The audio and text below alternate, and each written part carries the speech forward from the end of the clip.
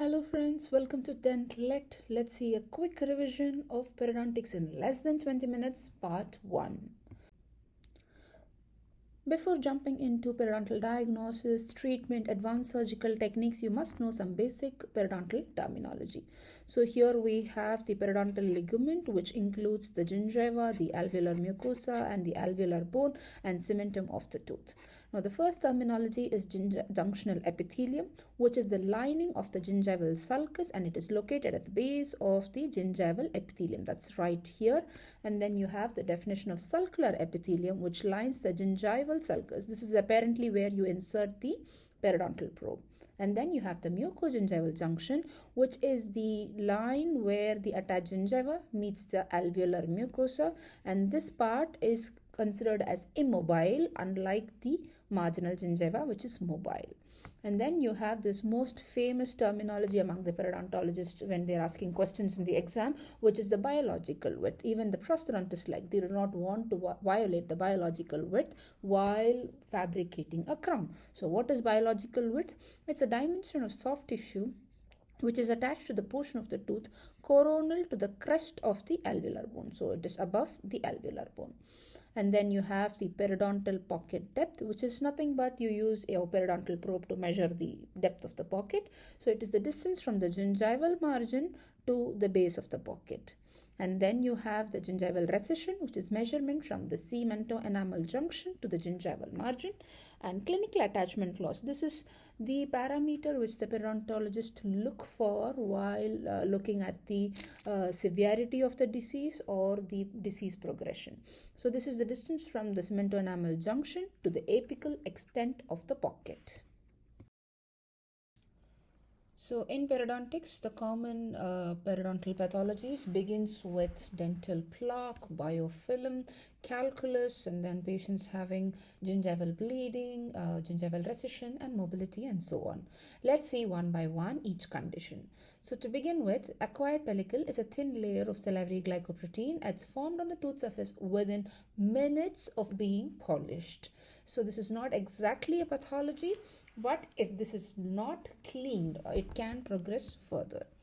Dental plaque is a complex adherent mass of diverse microorganisms in mucopolysaccharide matrix, and it accumulates on the teeth in the oral cavity.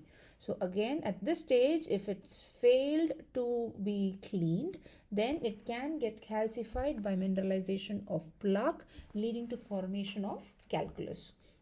So let's see how it's formed stage by stage. Stages of plaque formation.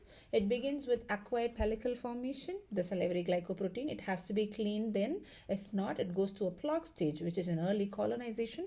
Happens 0 to 7 days after cleaning, and the late colonization and maturation happens after 7 days or more. Let's move on, and this is about calculus, which is nothing but a calcified deposit found on the teeth, and it's formed by mineralization of plaque. This can be broadly classified into supragingival and subgingival calculus.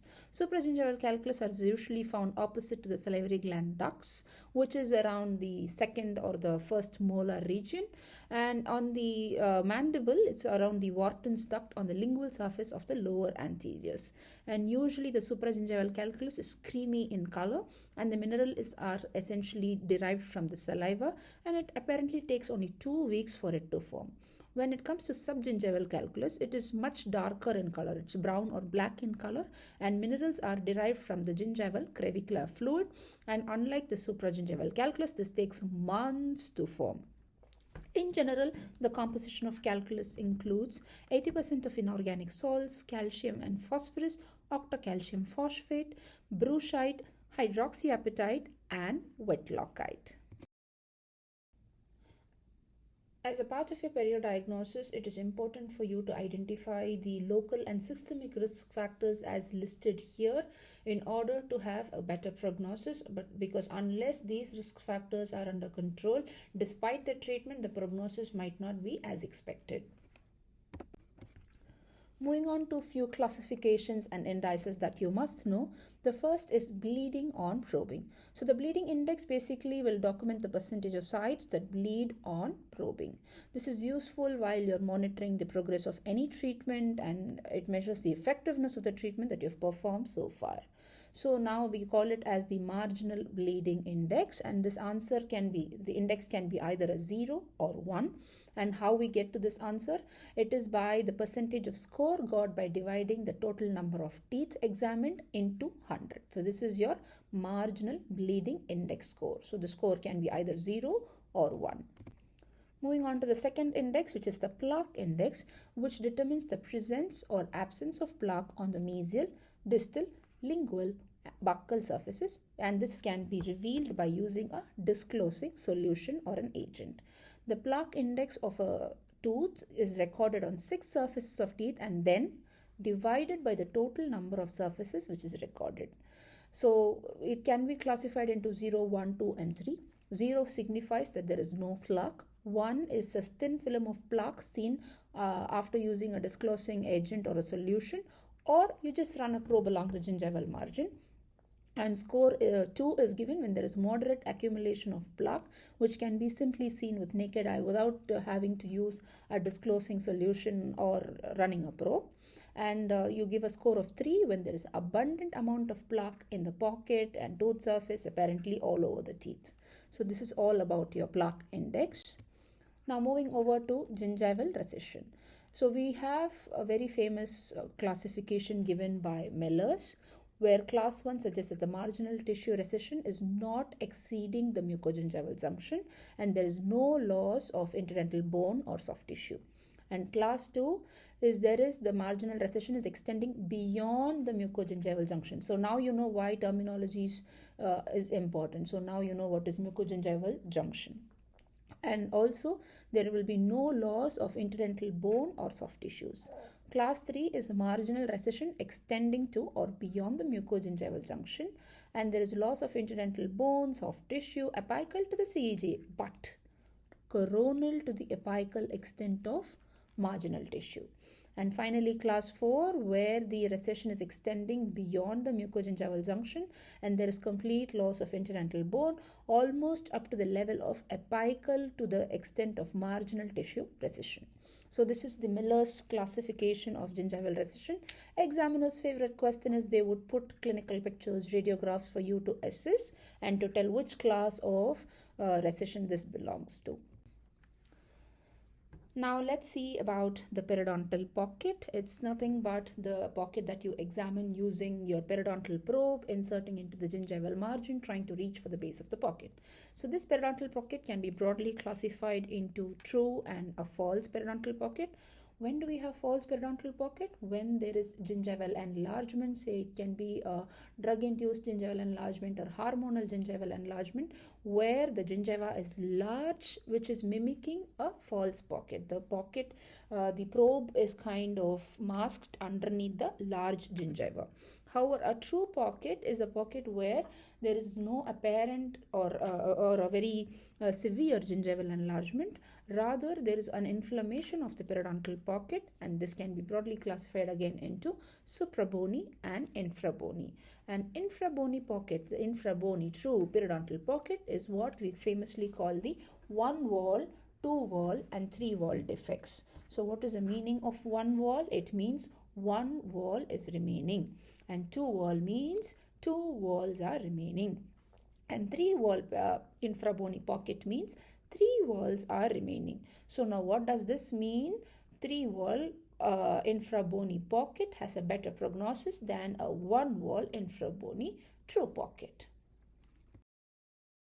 Tooth mobility plays a significant contribution in analyzing the prognosis of a tooth. So grade 0 means physiological or no movement. Grade 1 means slight horizontal movement less than 1 mm. And it's considered grade 2 mobility when there is moderate horizontal movement more than 1 mm. And grade 3 is mobile in all directions. Severe horizontal and vertical mobility means the tooth can go occluso-apically as well. Let's move on The next classification that you must know is classification of furcation.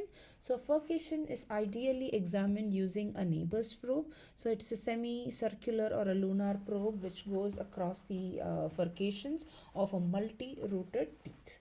So furcation also, just like the tooth mobility, will determine the prognosis of a tooth. Class 1 furcation is less than 3 mm of horizontal attachment loss. Class 2 furcation involvement is more than 3 mm of horizontal attachment loss.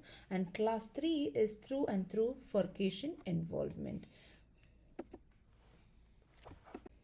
Now, you know the basic terminologies in periodontics, the indices, examination, and screening relevant to periodontology. Let's take the last task at hand today, that is to apply your knowledge in order to make a periodiagnosis and eventually the treatment plan and execute your treatment.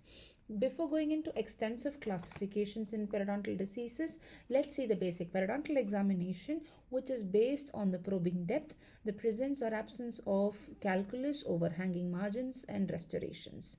And the code is given between 0 to 4 based on the severity.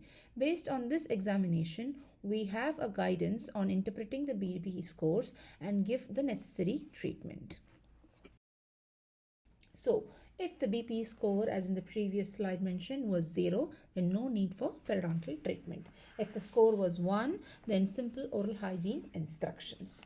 If the code was 2, then oral hygiene instructions along with removal of plaque retentive factors, including the supra and subgingival calculus.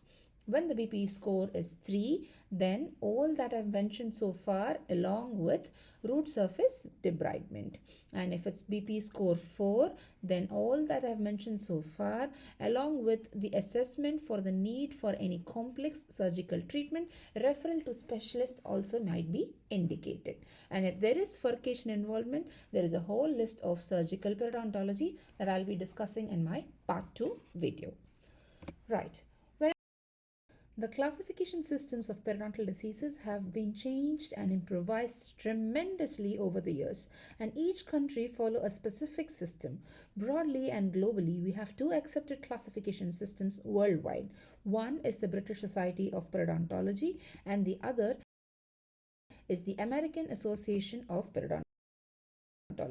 So please go back to your university, your institution, your dental school, the curriculum, whichever classification system of grading and staging is being followed is what you will be applying for yourself. Also, note which dental exam you're appearing for and look at the curriculum of their dental exam and work accordingly.